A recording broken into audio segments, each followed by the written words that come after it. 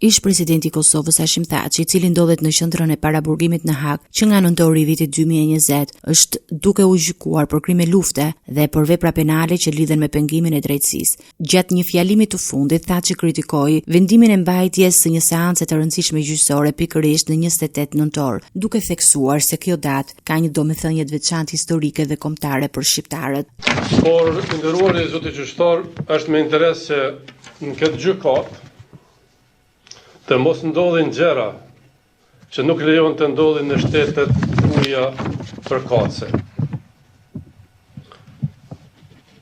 Si çdo popull edhe ne, shqiptarët, kemi historinë, traditat dhe vlerat kombëtare dhe shtetërore.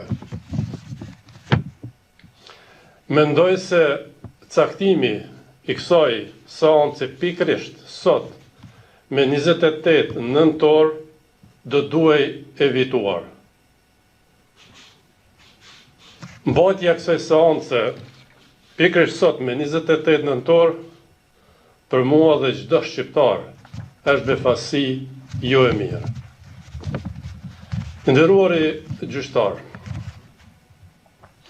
së çdo shqiptar ka festë kombëtare, shtetërore dhe familjare, sepse është festa e dinjitetit dhe krenarisë kombëtare, ku si çdo popull i lirë në botë feston edhe kujton.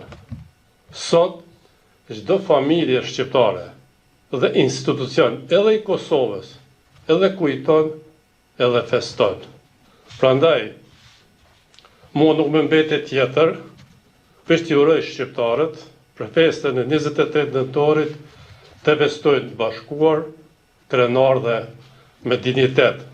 Pavarësisht situatës në Hag, ish presidenti uroi shqiptarët për ditën e flamurit, duke theksuar se nëntorët e tjerë do t'i festojnë bashkërisht me popullin e Kosovës. Deklaratat e tij nënvizuan ndjeshmërinë e figurave historike dhe institucionale të vendit ndaj ditëve të shenjta kombëtare, duke ruajtur rëndësinë e respektit të simbolit kombëtar dhe në rrethanat më të ndërlikuara ligjore.